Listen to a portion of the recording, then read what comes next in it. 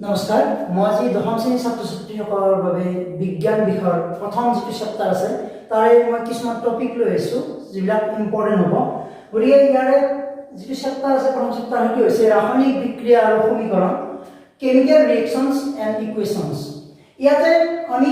যিটো ৰাসায়নিক বিক্ৰিয়া আছে আৰু যিবিলাক ৰাসায়নিক সমীকৰণ আছে ইয়াৰে আমি প্ৰকাৰবিলাক জানিব লাগিব। গতিকে আজি মই এই ৰাসায়নিক বিক্ৰিয়া আৰু ৰাসায়নিক সমীকৰণৰ কিমান প্ৰকাৰ আছে সেইটো ডিসকাশন কৰিম। গতিকে প্ৰথম আহিছোঁ মই ৰাসায়নিক সমীকৰণ। যে ৰাসায়নিক সমীকৰণ আমাৰ দুটা প্ৰকাৰ আছে, এটা হৈছে জকা সমীকৰণ আৰু এটা হৈছে সন্তুলিত সমীকৰণ। এতিয়া জকা সমীকৰণ কি সেইটো আৰু সন্তুলিত সমীকৰণ কি সেইটো আমি জানিব লাগিব। ফৰ এক্সাম্পল মই এটা লৈছোঁ যে H2 প্লাস O2 অৰ্থাৎ হাইড্ৰোজেন প্লাস অক্সিজেন, এইটো ইকুৱেশ্যন হ'ব আমাৰ H2O অৰ্থাৎ হাইড্ৰোজেন আৰু অক্সিজেন লগ লাগি আমাৰ পানী উৎপন্ন কৰে H2O। গতিকে এইটো হৈছে আমাৰ ইয়াতে জকা সমীকৰণ। ইয়াতে মই কিছুমান বস্তু কৈ আছোঁ যে ইয়াতে যিবিলাকে বিক্ৰিয়াত অংশগ্ৰহণ কৰিব অৰ্থাৎ বিক্ৰিয়া কৰিব সেইবিলাকক কোৱা হয় বিক্ৰিয়ক বুলি, আৰু যিবিলাক আমি প্ৰডাক্ট পাম যিটো উৎপন্ন হ'ব সেইটো কোৱা হয় বিক্ৰিয়াজাত পদাৰ্থ বুলি। গতিকে এইটো মনত ৰাখিব লাগিব যে যিবিলাকে বিক্ৰিয়াত অংশগ্ৰহণ কৰিব প্লাস মাইনাস হ'ব, কিবা দুটা লগ লাগিব অৰ্থাৎ ইনপুট বুলি ক'ব পাৰোঁ আমি কম্পিউটাৰৰ ভাষাত। সেই ইনপুটটো হ'ব বিক্ৰিয়ক আৰু যিটো আমি আউটপুট পাম সেইটো হৈছে বিক্ৰিয়াজাত পদাৰ্থ। এতিয়া ইয়াৰ সহায়ত মই এতিয়া ইয়াৰ ডেফিনিশ্যনটো দিম যে জকা সমীকৰণ কি, যে যিবিলাক সমীকৰণত বিক্ৰিয়ক পদাৰ্থৰ মুঠ ভৰ আৰু বিক্ৰিয়াজাত পদাৰ্থৰ মুঠ ভৰ সমান নাথাকে, সমান হৈ নাথাকে, সেইবিলাক কোৱা হয় জকা সমীকৰণ। ইয়াতে যদি আমি চাওঁ ইয়াতে হাইড্ৰোজেন পৰমাণু দুটা আছে, ইয়াতে দুটা আছে ঠিকই আছে, কিন্তু অক্সিজেন দুটা আছে ইয়াতে এটা আছে, গতিকে দুই সাইড আমাৰ কি হৈ থকা নাই, সমান হৈ থকা নাই ভৰবিলাক। গতিকে তাক কোৱা হ'ব জকা সমীকৰণ বুলি। আৰু এবাৰ কৈছোঁ যে যিবিলাক সমীকৰণত বিক্ৰিয়ক পদাৰ্থৰ মুঠ ভৰ আৰু বিক্ৰিয়াজাত পদাৰ্থৰ মুঠ ভৰটো সমান নাথাকে সেইবিলাকক জকা সমীকৰণ বুলি কোৱা হয়। এতিয়া দ্বিতীয়টো আহিছোঁ আমি সন্তুলিত। সন্তুলিত ইয়াৰে অপজিটটো সন্তুলিত সমীকৰণ হৈছে যে যিবিলাক সমীকৰণত বিক্ৰিয়কৰ মুঠ ভৰ আৰু বিক্ৰিয়াজাত পদাৰ্থৰ মুঠ ভৰ সমান হৈ থাকে তাক কোৱা হয় সন্তুলিত সমীকৰণ। গতিকে আমি জকা সমীকৰণ সন্তুলিতলৈ আমি কনভাৰ্ট কৰিব পাৰোঁ। ইয়াতে আমি এইটো কনভাৰ্ট কৰিম যে ইয়াতে হাইড্ৰোজেন দুটা আমাৰ দুটা আছে ঠিকই আছে, অক্সিজেন দুটা ইয়াতে এটা আছে, মই গতিকে ইয়াত আগফালে 2 দি দিম। 2 দিয়াৰ লগে লগে ইয়াতে অক্সিজেন দুটা হ'ল 2 ইনটু ইয়াত একো নাই 1 আছে, 2 ইনটু 1 2 হ'ব অক্সিজেন, আৰু হাইড্ৰোজেন 2 ইনটু 2 4 হ'ব। আৰু হাইড্ৰোজেনটো মিলি থকা নাই, যদি মই ইয়াতে 2 দি দিওঁ তেতিয়া 2 ইনটু 2 4, গতিকে হাইড্ৰোজেনৰ চাৰিটা হ'ল লেফট সাইডত, অক্সিজেন দুটা আছে লেফট সাইডত, ৰাইট সাইডত হাইড্ৰোজেন দুগুণ কিমান হ'ল চাৰিটা হ'ল, আৰু সেইদৰে অক্সিজেন আমাৰ কি হ'ল 2 ইনটু 1 2 হৈ গ'ল। গতিকে দুইফালে আমাৰ কি হ'ল ইকুৱেল হৈ গ'ল। গতিকে এতিয়া আমি ইয়াক ক'ব পাৰিম যে সন্তুলিত সমীকৰণ। যে আগতে আমি 2 গিটা নিদিওঁতে এইটো জকা সমীকৰণ হৈছিল, মিলি থকা নাছিল, এতিয়া 2 বিলাক দিওঁতে আমাৰ এইটো মিলি গৈছে, দুফাল ইকুৱেল হৈছে, সেইকাৰণে ইয়াক আমি ক'ম সন্তুলিত সমীকৰণ। যে যি সমীকৰণত বিক্ৰিয়ক আৰু বিক্ৰিয়াজাত পদাৰ্থৰ মুঠ ভৰ সমান হৈ নাথাকে তাক জকা সমীকৰণ বুলি কোৱা হয়, আৰু য'ত সমান হৈ থাকে তাক আমি সন্তুলিত সমীকৰণ বুলি কওঁ। গতিকে এই দুটা হৈছে সমীকৰণৰ ভাগ। গতিকে ইয়াতে ইয়াৰ লগত সংগতি থকা এটা বস্তু মই কৈ থৈ দিওঁ, সেইটোক কোৱা হয় হৰৰ নিত্যতা বিধি বুলি কোৱা হয়। হৰৰ নিত্যতা সূত্ৰ বা নিত্যতা বিধি আমি যি কওঁ সেইটো। গতিকে এই বিধিটো আমি জানিব লাগে যে এই বিধিটো হৈছে যে ভৰৰ সৃষ্টিও নহয় বিনাশো নহয়। গতিকে ভৰৰ নিত্যতা বিধি মতে যে ৰাসায়নিক সমীকৰণ এটা ভৰৰ সৃষ্টিও হ'ব নোৱাৰে বিনাশো হ'ব নোৱাৰে, অৰ্থাৎ দুই সাইড কি হ'ব লাগিব, সমান হ'ব লাগিব। আৰু এই ভৰৰ নিত্যতা বিধিটো আমি মানি চলিবৰ বাবে আমি সমীকৰণসমূহ সন্তুলিত কৰিব লাগে। গতিকে এইখিনি মই কৈ থৈ দিছোঁ। এইবাৰ আমি আহিছোঁ ৰাসায়নিক বিক্ৰিয়াৰ প্ৰকাৰ। গতিকে যেনেদৰে ৰাসায়নিক সমীকৰণৰ প্ৰকাৰ দুটা আছে, কিন্তু ৰাসায়নিক বিক্ৰিয়াৰ প্ৰকাৰ বহুত আছে, তাতে তোমালোকক যিখিনি প্ৰয়োজন মই সেইখিনি দিম। প্ৰথম মই আহিছোঁ 3টা প্ৰকাৰলৈ। গতিকে ইয়াতে প্ৰথম হৈছে বিক্ৰিয়া সংযোজন বিক্ৰিয়া, নেক্সট বিযোজন, তাৰপিছত আছে অপহৰণ বিক্ৰিয়া বা প্ৰতিস্থাপন বিক্ৰিয়া। গতিকে সংযোজন বিক্ৰিয়া হৈছে যে দুটা বা তাতকৈ অধিক বিক্ৰিয়ক লগ লাগি যদি এটা বিক্ৰিয়াজাত পদাৰ্থ উৎপন্ন হয় তেতিয়া হয় তাক কোৱা হয় সংযোজন বিক্ৰিয়া। মই এটা এক্সাম্পল এটা দিছোঁ, ধৰা আমাৰ A + B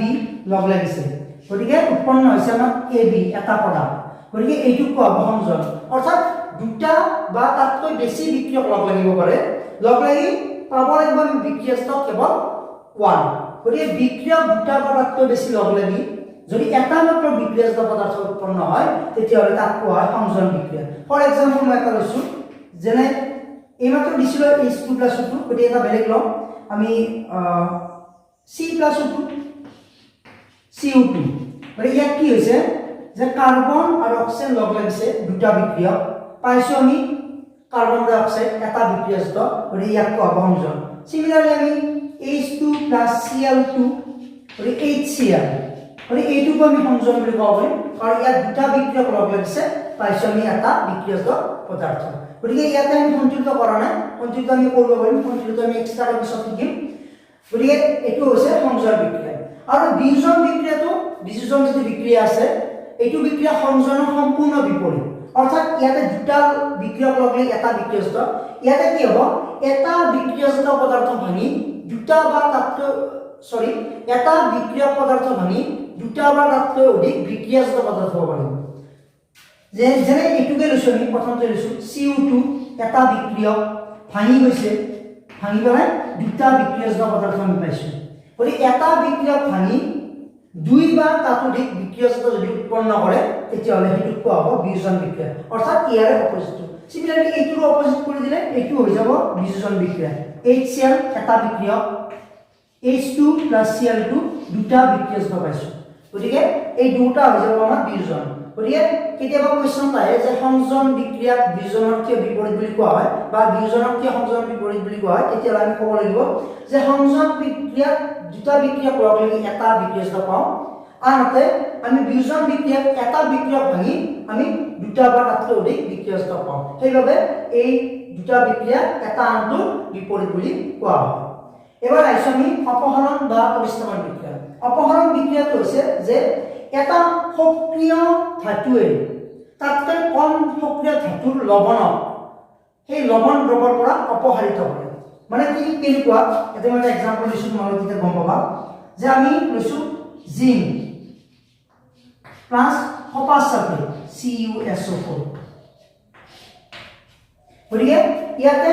এটা সক্ৰিয় আৰু এটা কম সক্ৰিয় ইয়াতে জিংকটো হৈছে বেছি সক্ৰিয় আৰু কপাৰটো হৈছে কম সক্ৰিয়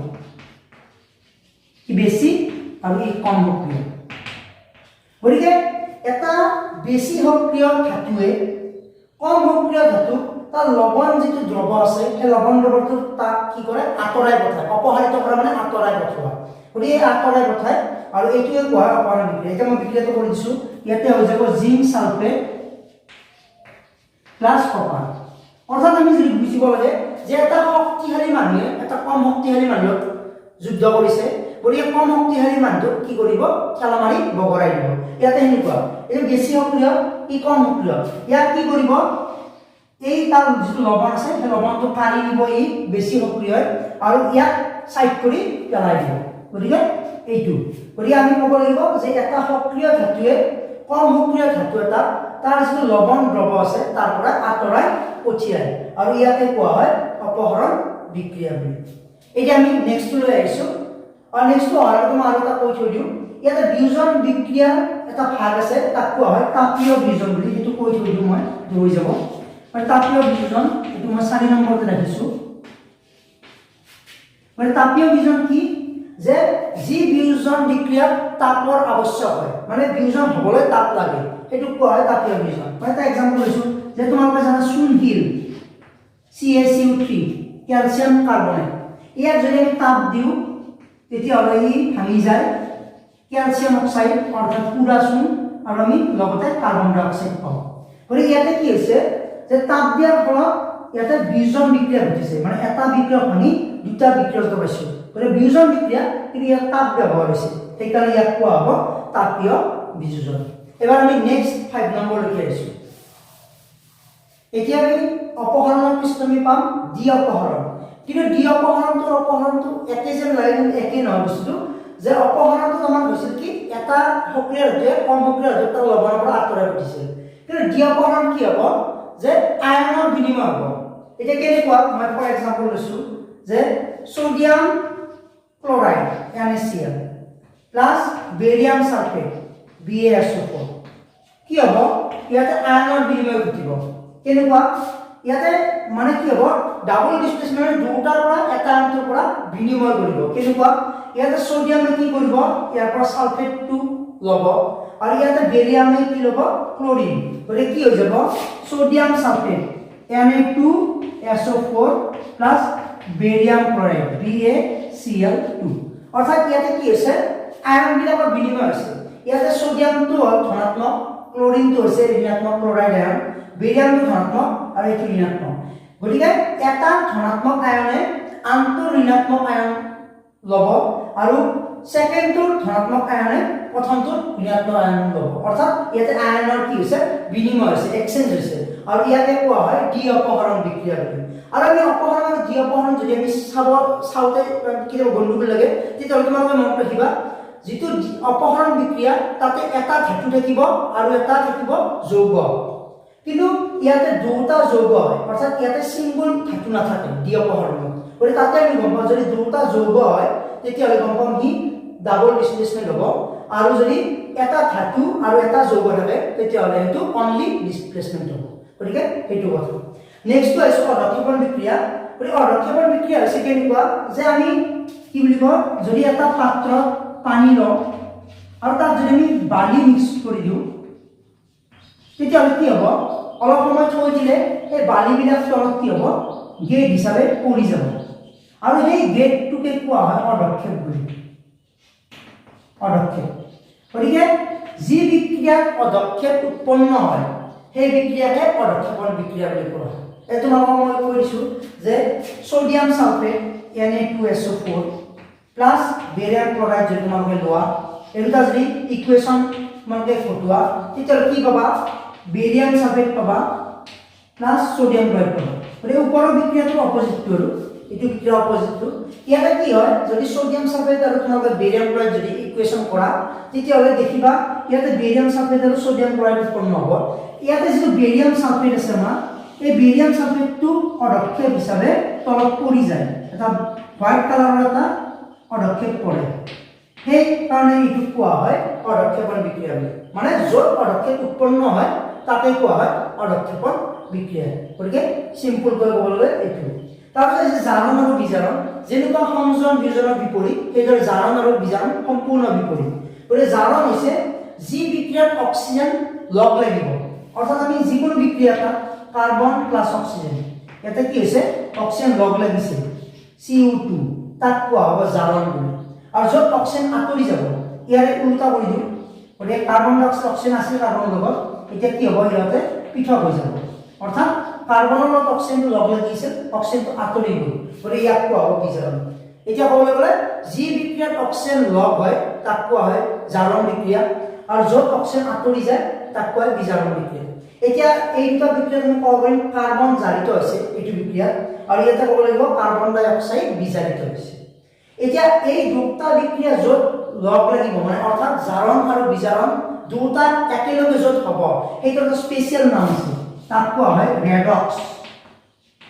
ৰেডক্স বিক্ৰিয়া আমাৰ এইটো লাষ্ট বিক্ৰিয়া বা ইয়াক সিম্পল কৈ জাৰণ বিজাৰণ বুলি কোৱা হয় জাৰণ ড্যাশ বিজাৰণ মানে এনেকুৱা কৈ হ'ব পাৰে জাৰণ বিজাৰণ বুলি বা ৰেডক্স বিক্ৰিয়া বুলি কোৱা হয় মানে য'ত আমাৰ জাৰণ আৰু বিজাৰণ দুটাই একেলগে সংঘটিত হয় এই বিক্ৰিয়াটো কোৱা হয় ৰেডক্স বিক্ৰিয়া মই এটা এক্সাম্পল লৈছোঁ যেনেদৰে জিংক প্লাস কপাৰ অক্সাইড এটা কি হ'ব জিংক অক্সাইড প্লাস কপাৰ ইয়াত কি হৈছে জাৰণ আৰু বিজাৰণ দুটাই সংঘটিত হৈছে তোমালোকে যদি ভালদৰে চোৱা ইয়াতে কি হৈছে জিংকৰ পৰা কি পাইছোঁ আমি